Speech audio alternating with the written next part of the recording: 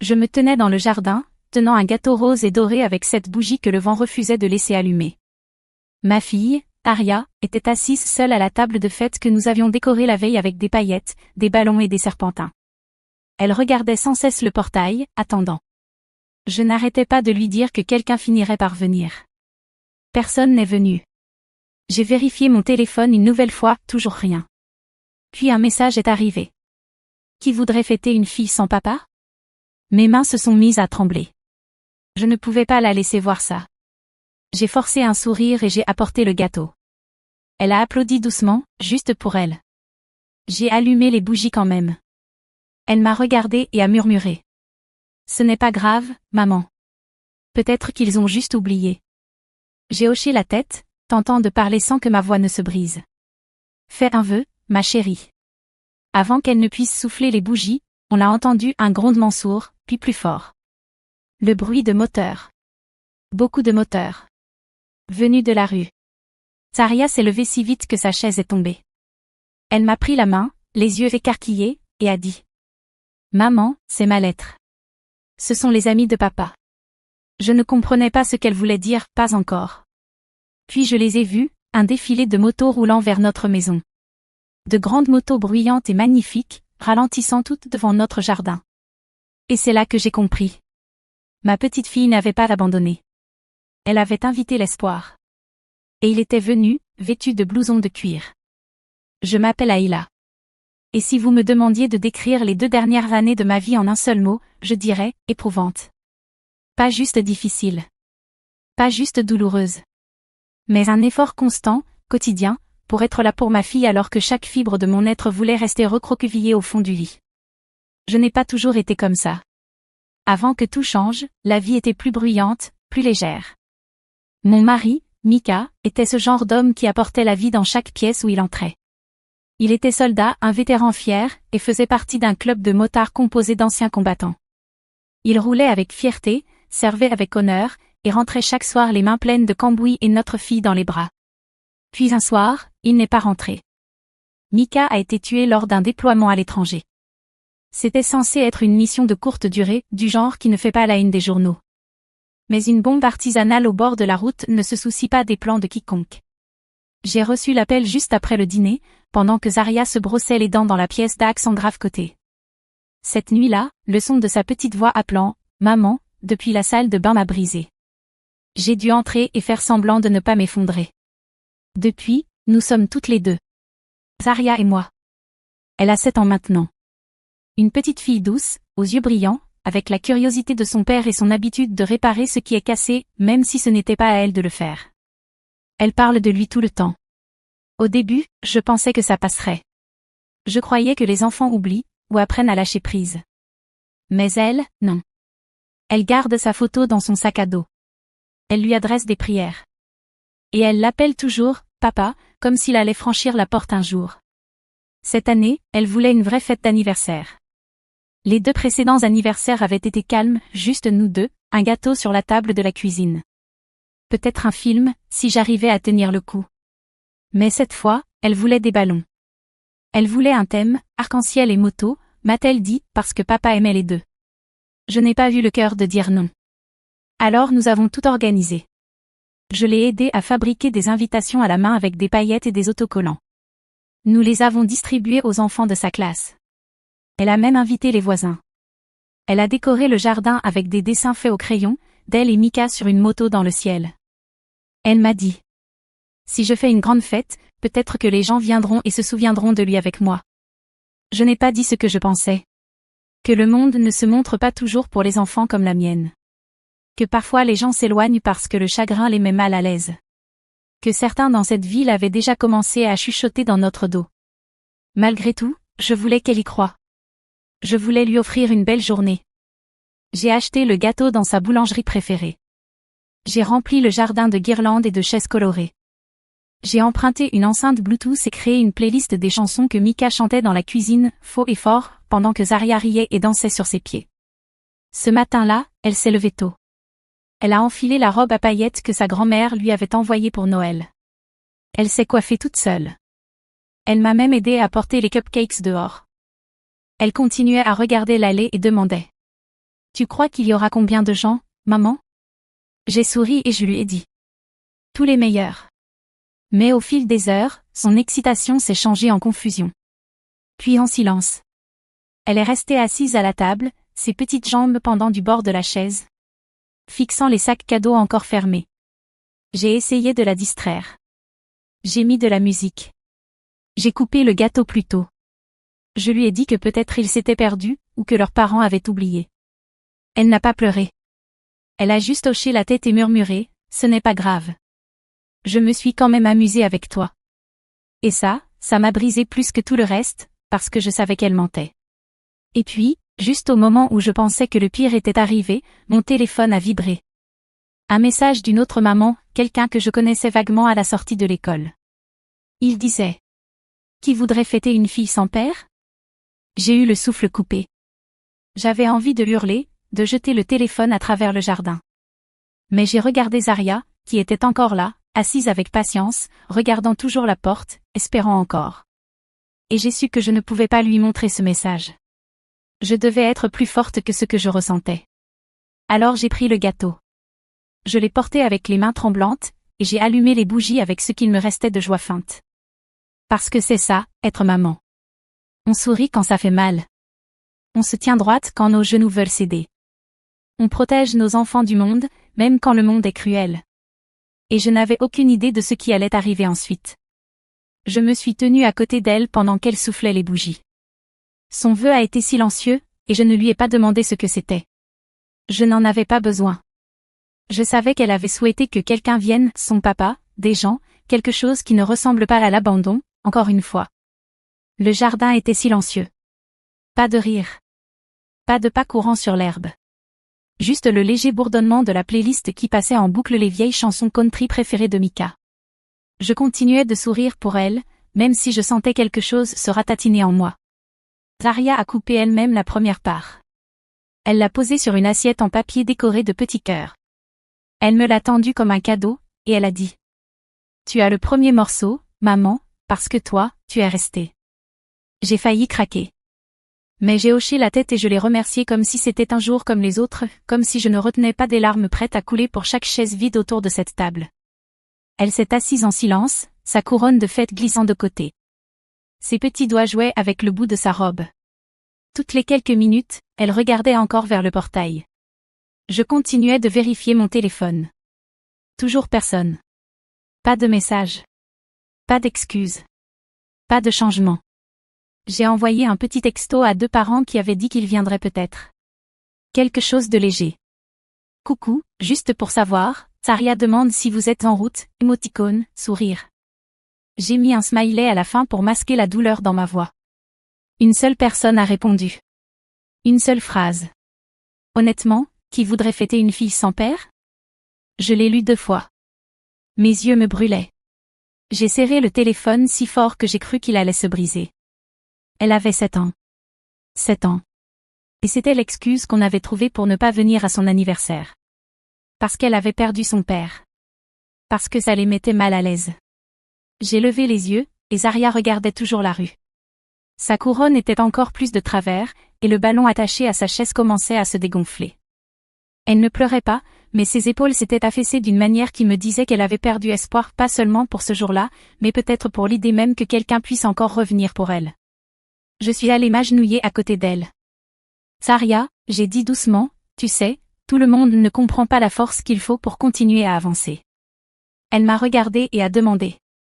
C'est à cause de papa? Je ne savais pas quoi répondre.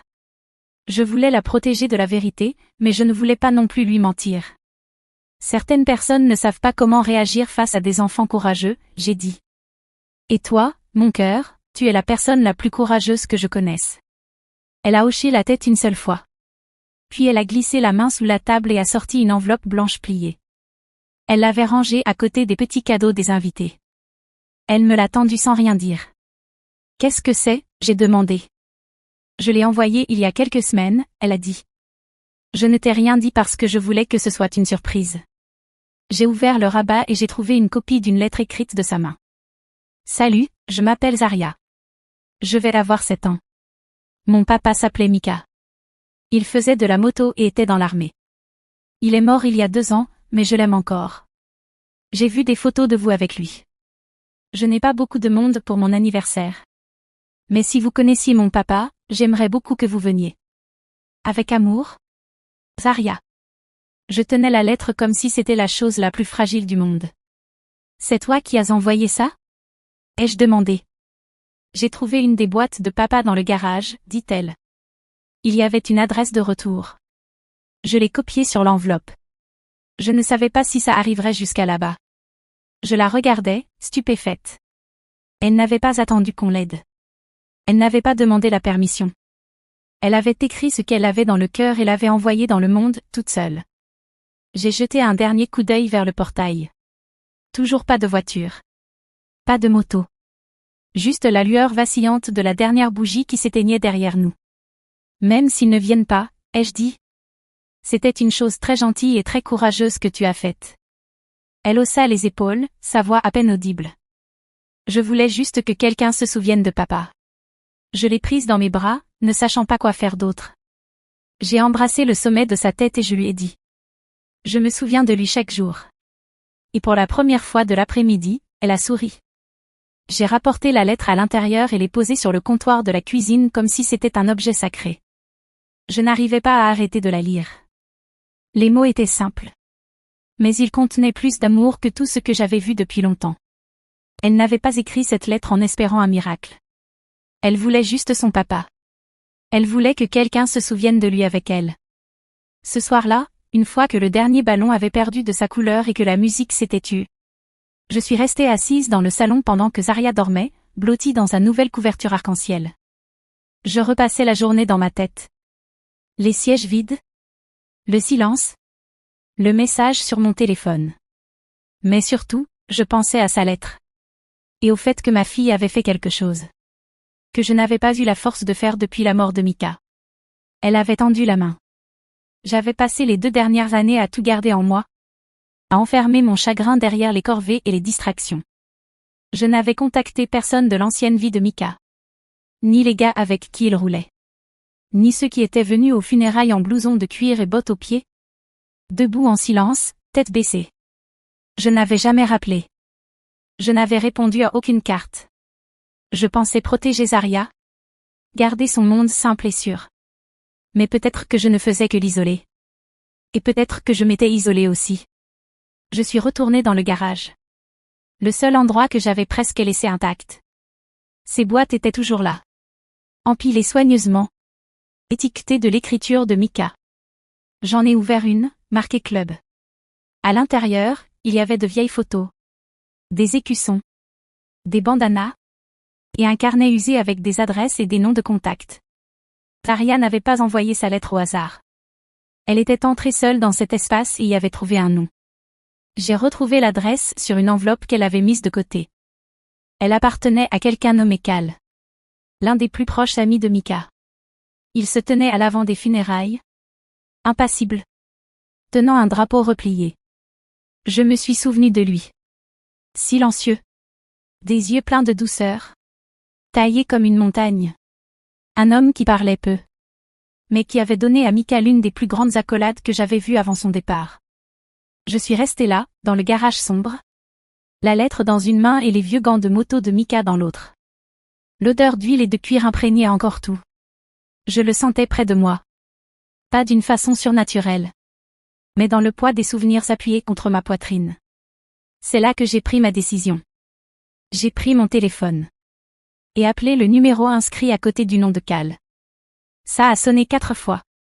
J'ai failli raccrocher. Puis une voix grave a répondu. Cal à l'appareil. Je suis restée figée une seconde. Je ne savais pas quoi dire. Puis j'ai simplement commencé à parler. Bonjour, Cal. Vous ne me connaissez pas. Je m'appelle Ayla. Je suis la femme de Mika. J'étais. Je veux dire, je le suis toujours. Mais je me suis arrêtée. J'ai pris une inspiration. Et j'ai recommencé. Ma fille Zarya vous a envoyé une lettre. Vous l'avez peut-être reçue. Je voulais juste vous dire merci si vous l'avez lue. Et si ce n'est pas le cas, ce n'est pas grave non plus. Je voulais juste que vous sachiez. Elle pense à lui chaque jour. Et elle ne demande rien d'énorme. Elle voulait juste que quelqu'un qui la connût vienne. Il y a eu un silence à l'autre bout du fil. Un instant, j'ai cru que l'appel avait été coupé. Puis Cal a parlé. J'ai lu la lettre. 2 fois. J'ai attendu. Elle a le cœur de Micah, dit-il. Je l'ai montré au gars. On se demandait tous comment tendre la main sans vous faire plus de mal. On ne voulait pas rendre le deuil plus dur pour vous. Mais maintenant qu'elle a tendu la main, vous pouvez être sûr qu'on sera là. Je ne savais pas quoi répondre. Je crois que j'ai juste murmuré. Merci. Il a dit.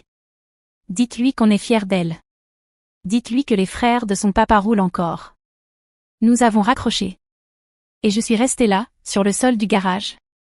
Les gants de Micah contre ma poitrine. Pour la première fois en 2 ans, je n'avais plus l'impression de porter tout ça toute seule. Peut-être que Micah avait laissé derrière lui plus que des souvenirs. Il avait laissé des gens. Il avait laissé un héritage. Et Zarya, ma douce et tenace petite fille, l'avait retrouvée. Le lendemain matin, elle s'est réveillée comme si rien n'avait changé. Elle m'a demandé si elle pouvait manger du gâteau pour le petit déjeuner. J'ai dit, oui. Puis je lui ai dit. J'ai passé un coup de fil hier soir. Quelqu'un a lu ta lettre. Ses yeux se sont illuminés. Est-ce qu'il a dit quelque chose? A-t-elle demandé. Il a dit que ton papa serait fier. Et qu'il vienne. Elle a cligné des yeux, incertaine d'avoir bien entendu. Ils viennent ici? J'ai souri. Oui. Ils viennent. Elle n'a pas sauté ni crié. Elle est juste restée là un instant. Puis elle a passé ses bras autour de ma taille. Et a enfoui son visage contre mon flanc. Sa voix était douce mais assurée. Je savais que quelqu'un se souviendrait de lui. Il était tard dans l'après-midi quand nous avons entendu le premier grondement. Le soleil commençait à se coucher derrière les arbres, projetant une lumière dorée sur la rue silencieuse. Zarya et moi étions encore dehors. Elle avait insisté pour que nous laissions les décorations en place, au cas où. Je n'ai pas discuté. Elle était assise sur le perron avec un cupcake dans la main, fredonnant doucement, sa couronne arc-en-ciel posée à côté d'elle. Au début, j'ai cru que c'était le tonnerre, un bruit sourd, roulant. Mais le ciel était clair. Puis le son est devenu plus fort. Ce n'était pas le tonnerre. C'étaient des moteurs. Plusieurs. Pas le sifflement aigu des voitures, mais des grondements profonds, lourds, qui déferlaient sur le quartier comme une vague. La tête de Zarya s'est redressée d'un coup. Ses yeux se sont agrandis. Elle s'est levée lentement, s'approchant du bord du perron. Le bruit se rapprochait. Des pneus roulaient sur l'asphalte. Puis la première moto a tourné au coin, une grosse Harley noire, le chrome scintillant à la lumière. Le motard portait un gilet de cuir usé. Derrière lui, une autre moto est apparue. Puis une autre. Et encore d'autres. J'ai cessé de compter après 20. Ils ont rempli la rue devant notre maison, les uns après les autres, s'arrêtant avec respect. Des voisins ont jeté un œil par leurs fenêtres. Quelques-uns sont sortis. Mais personne n'a dit un mot. Zarya m'a regardée, stupéfaite. Maman, murmura-t-elle. C'est ma lettre. J'ai hoché la tête, incapable de parler. Le premier motard est descendu de sa moto et a retiré son casque. C'était Cal. Il était exactement comme dans mes souvenirs du jour des funérailles, plus grand que je ne l'imaginais, une force tranquille dans le regard. Il s'est approché de nous, puis s'est agenouillé devant Zarya. Tu dois être la fille de Micah, dit-il doucement. Zarya hocha la tête, les yeux fixés sur lui. Cal plongea la main dans son gilet et en sortit un petit écusson. Il avait la forme d'un bouclier, avec les initiales de Micah brodées en fil doré. Au-dessus, les mots Micah S. Legacy. Il le lui tendit. Ton papa était l'un des meilleurs hommes que j'ai jamais connus. On roulait avec lui. On s'est battu à ses côtés. Quand on a reçu ta lettre, on a su qu'on devait venir. Zarya regarda l'écusson, puis releva les yeux vers lui. Sa voix était toute petite. Tu le connaissais vraiment? Cal sourit. On ne faisait pas que le connaître. On l'aimait. Et il t'aimait. Il parlait de toi tout le temps, il disait que tu étais la meilleure chose qu'il ait jamais faite. Derrière lui, les autres motards déballaient des choses. L'un d'eux roula une glacière remplie de soda et de jus de fruits. Un autre apporta une pile de cadeaux emballés. Une femme en bottes de moto installa une table pliante avec des cupcakes et des biscuits décorés de symboles de moto et d'étoiles. Et puis quelqu'un amena une surprise à laquelle personne ne s'attendait, un minuscule chiot beagle, avec un ruban rouge autour du cou. Tarja poussa un petit cri. Ce petit gars s'appelle Buddy, dit le motard. Mika avait dit un jour qu'il voulait offrir un chien. On s'est dit que c'était le moment. Tarja tomba à genoux et entoura le chiot de ses bras. Elle ne dit rien pendant un moment, elle le serra juste contre elle, les yeux fermés, comme si elle avait peur que le moment s'évanouisse si elle bougeait trop vite. Je me tenais derrière elle, complètement submergée. Je n'avais pas pleuré quand personne n'était venu. Je n'avais pas pleuré en lisant ce message atroce. Mais là, j'ai pleuré. Un par un, les motards vinrent voir Zarya.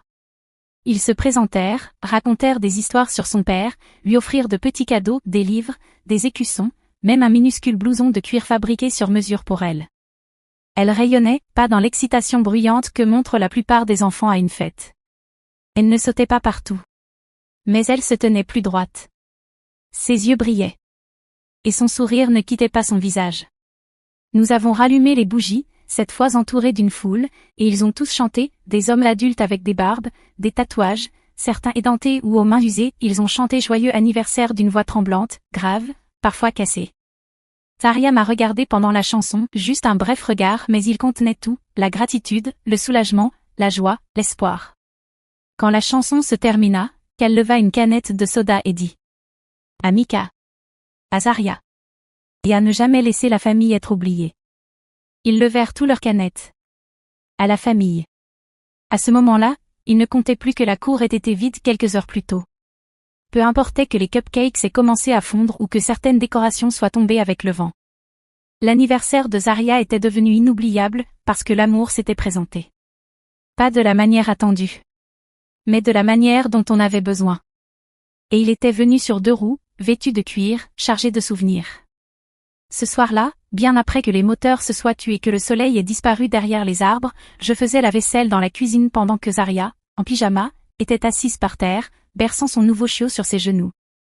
Elle l'avait appelé Buddy, comme il l'avait proposé. Il s'était déjà endormi dans ses bras. Elle leva les yeux vers moi et dit « C'était le plus beau jour de ma vie. » J'arrêtai de sécher l'assiette dans mes mains. Je la regardais simplement. Ses cheveux étaient en bataille. Ses joues encore tachées d'un peu de glaçage. Mais elle rayonnait d'une manière que je n'avais pas vue depuis la mort de Mika. Elle ne ressemblait plus à une fille qui essayait d'aller bien. Elle ressemblait à une enfant qui venait de se rappeler qu'elle n'était pas seule. Je m'agenouillai à côté d'elle et l'embrassai sur le front. « C'est grâce à toi que tout ça est arrivé, » dis-je. « Tu as cru que quelqu'un viendrait. Tu as cru que les amis de papa se souvenaient. » Elle posa sa joue contre le dos du chiot et murmura. « Je crois que papa savait. » Je hochai la tête. Moi aussi. Quand elle fut couchée, je m'assis avec mon téléphone et fis défiler les photos prises pendant la fête. Tarja entourée de motards, tous riant. Cal la soulevant pour la mettre sur une moto. Elle tenant l'écusson comme s'il était en or. J'ai publié une photo, Arya souriante, Buddy dans les bras, devant les motos alignées le long de notre rue. Je n'ai mis aucune légende. Je n'en avais pas besoin.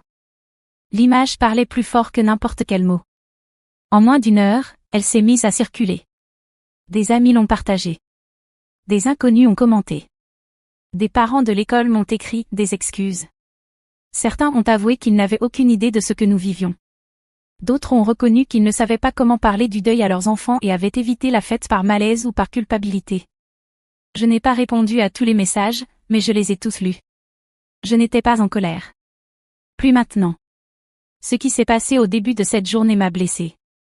Mais ce qui s'est passé à la fin a tout changé. Les amis de Mika ne sont pas venus uniquement pour Arya. Ils m'ont rappelé que le deuil n'a pas besoin d'être silencieux. Il n'a pas à vivre dans l'ombre du malaise des autres.